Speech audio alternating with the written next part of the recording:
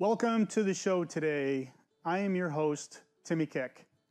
Today we're going to discuss the ins and outs of addiction.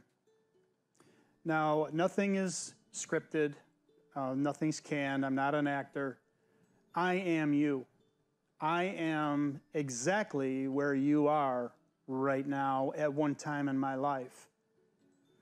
I'm here not to schmooze anything. I'm not here to fudge anything and say recovery is easy. It's not. It's so rewarding, but the ultimate decision has to be with you. There's some things that we're going to talk about today that make you uncomfortable. But again, the most important thing we're dealing with is your life. You only have one. Right now you're tripping up, you're making bad decisions. Maybe you're hearing it from people, maybe you're not. But the rewards are immense. And it's all about putting the proper things in your body so you have proper outcomes. Example, putting nutritional food in your body instead of drinking glasses of vodka, or smoking marijuana all the time, or too many pills, or whatever your situation may be. You're going to have radical adverse effects if you're not treating your body kindly. Your body can only function at its best if you're putting the best effort to put good stuff in it. Congratulations, you're alive. And later you'll realize how much meaning is in that statement right there. If you're able to watch this show and you're alive, you're one step ahead of the game.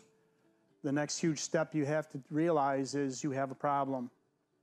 There are two things in the addiction world that happen to you. One is your physical addiction, meaning you have to have a drink or a drug to function. You can't get on through life without it. And the other component is the mental obsession. And what happens when you get help, when you get treatment? Both of those diminish and go away. It's very important to realize both of those. If you're drinking a lot every day and you're craving, you have the shakes, you can't go to work, you can't sleep during the night, you always have to have a drink. Could be a telltale sign. If you can't get out your door in the morning without smoking a joint or taking pills to calm down or whatever, anything that is a foreign object to your body is not helping you. I had someone tell me a long time ago, if you can't get through the day without a drink, you may be an alcoholic. It's a lot to be said for that when you do get sober and you realize that. Here's 5 points that I want you to think about.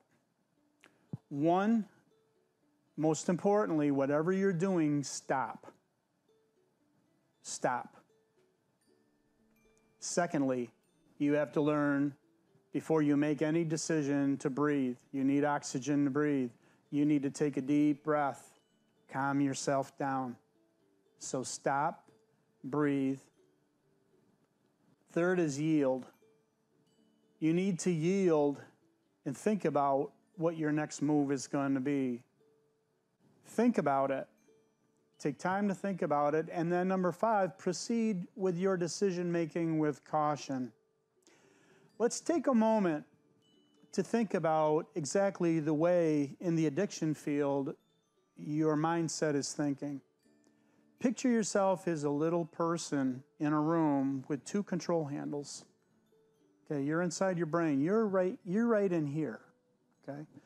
Now, if you're in a room with people, you don't have to talk about how silly I'm acting right now, or you don't have to let on to anybody. You know, if you're one of these guys that has to always be cool, or one of these girls that has to always be Miss Popularity.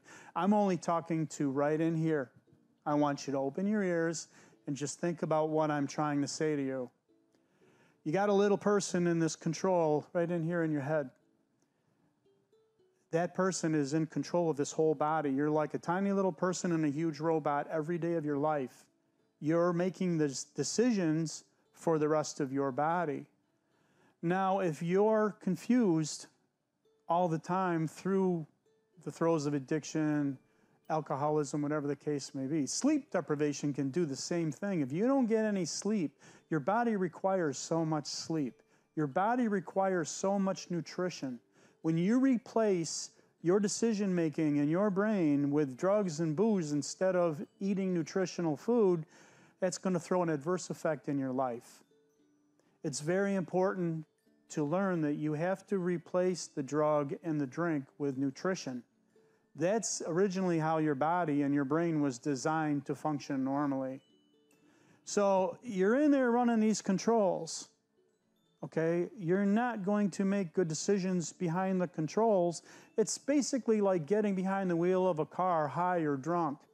You're going to get a ticket. You're going to crash eventually.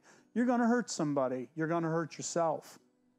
By replacing all of these issues with being abstinent, and there is a way we can help you do that, and get back to the basics. Remember back in a time in your life as a little kid when you were always happy, before you got involved in the throes of addiction. Remember when the littlest things made you smile, made you laugh, made you happy. Okay, it doesn't matter what age you are, we can get back to that point. A little bit of work and a lot of dedication, okay? Because everything that you do lies within you. It lies within you, yourself, and you, and nobody else. No one telling you, I have to get help. You got to want help. Let's talk about who's driving the bus in your decision-making in your life. Little guy on the control, okay? You think about, how many jobs did I lose in my life? Or why can't I get a job? Your attitude in your life determines your altitude. You're flying a plane. If you've got a lousy attitude, here's a mountain. You're going into the mountain. If you have a great attitude, you got a great altitude, looking down and enjoying life, not struggling on the bottom, trying to get up in life. When you're under the throes of addiction or alcoholism, you're constantly battling everyone else to make them think you know what you're doing. You don't know what you're doing. Okay, I remember, because I am an alcoholic and I am still in recovery after all these years, I used to get so mad at people to say, they don't understand me. They don't understand what I'm going through. Okay, I was a single parent. I was a single dad with 2 little kids. Nobody cares. When you go to work, nobody cares. They want you to do your job and do it well. They want you to show up on time. They want you to go home on time. They don't want to hear excuses. Nobody does. And as your kids are getting older, your kids don't want to see you flipping and floundering all the time. They want to see you doing well and be happy. I have a multitude of things that went on in my life to create the problems that I have. I have sleep apnea. I have a hard time sleeping at night. The smallest thing can wake me up. Used to drive me nuts. Okay, I would use that as an excuse. Do I really think I need to get help? Maybe I need someone that I don't know to talk with me and really listen to me and help me realize that I do need help. We'll get to that in a minute. The other thing to think about too is it me or isn't it me? When you're that little guy in the chair, you're making that decision. Is it me or isn't it me? Is this how I really feel? Is this the way I want to act out in this? Am I being rational? Am I making smart choices, smart decisions? The biggest thing that trips up people is peer pressure, outside influences. Do I fit in? Am I cool enough? Am I part of the group? How come I'm not going out Friday nights and meeting them at the same old bar, the same old place? They're depending on me. I'm the life of the party. How do you feel the next morning? Oh, if I had a dime for every time I woke up with a hangover. Sunlight hurt my eyes. I couldn't think straight. And let alone going to work, getting through Sunday and resting, and then having all of these craving issues and problems. I know with me, I always had a weight issue, and I would starve myself and drink instead, so I look good in my clothes. Am I chiming in with anybody on this? It was all about how people were viewing me all of the time. Okay? You don't have to put yourself through that anymore. You don't. Breaking the chain of selfishness. I know when I was in the throes of addiction, I was very selfish.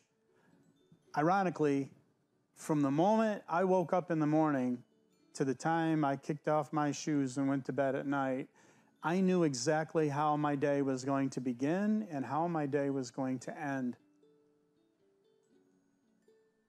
When you're drinking as much as I did, you only think about the obsession of the addiction. I don't want to go through shakes today. I don't want to have migraines today. I knew how much I had to budget myself to get through that day. When you're completely sober, you're breaking the chains of addiction. Every day is a mystery until it becomes history. I know I sound like Dr. Seuss right now, but it is true. Every day you get up and you don't know how your day is going to go and you don't know how it's going to end, there is a level of excitement in living your free life. What to do to get help? 90% of the time when people are in the throes of addiction, people are in the throes of alcoholism, number one, I'm better than that. He's worse than me. She's worse than me. Always minimizing your level of dependency. You have to look at where you are. Don't compare yourself with everybody else or anybody else. This is about how you want to feel every day of your life. There's things you need to address in your life when it comes to getting help. One, most importantly, you have to admit you have a problem, and you're willing to change that problem. Now, no one is going to influence you. No one is going to say to you, you need to do this for me. Don't get help to help your relationship with your boyfriend or your girlfriend or your mom and your dad or your neighbors or your friends at school or your classmates. You're doing these decisions strictly for your life. No one is going to hold your hand. Okay, you got yourself in this position. You put yourself in this chair right now.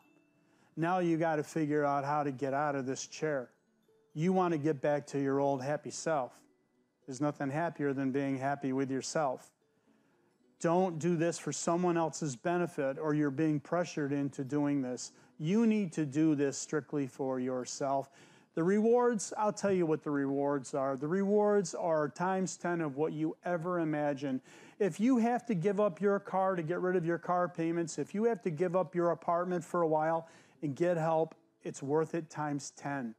I've done it. You need to only take care of you.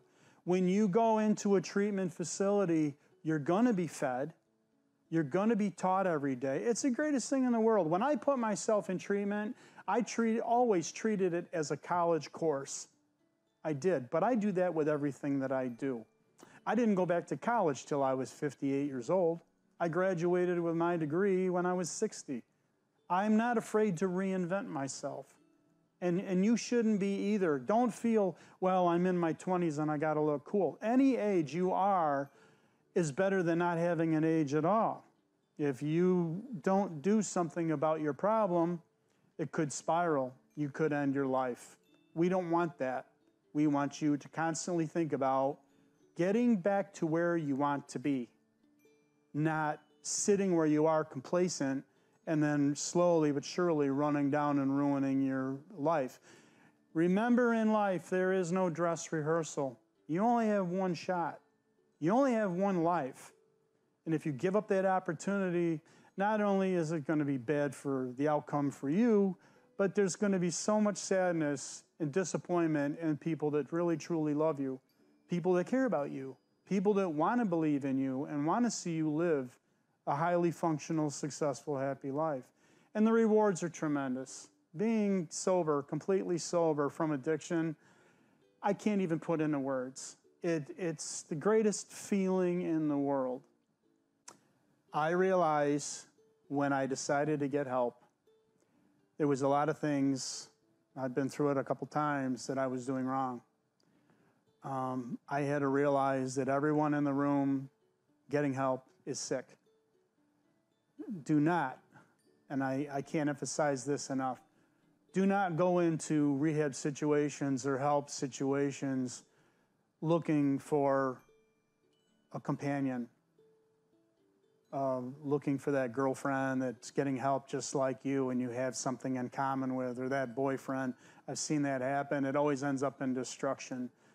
Believe it or not, after you get out of a treatment facility, you're not going to ever see these people again. Most of the time you will never encounter, at the time where you're supposed to be getting help and keeping focused on you, don't take the focus off of you and put it on somebody else to make yourself look better. You have to be selfish and vigilant with your life. You're there for only one reason, and that is to improve how you feel and how you think with your life. Recovery is precious. Recovery is something that you need to give 150% of every single day. You're not going into recovery to impress anybody. You're going into recovery to be the best that you can possibly be. You're going to meet all kinds of people.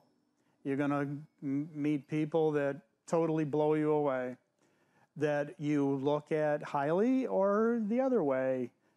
Just remember, who are you there for? You're there for only yourself.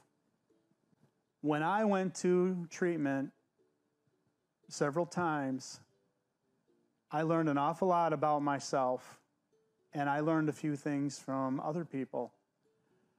You take a little bit, you give a little bit.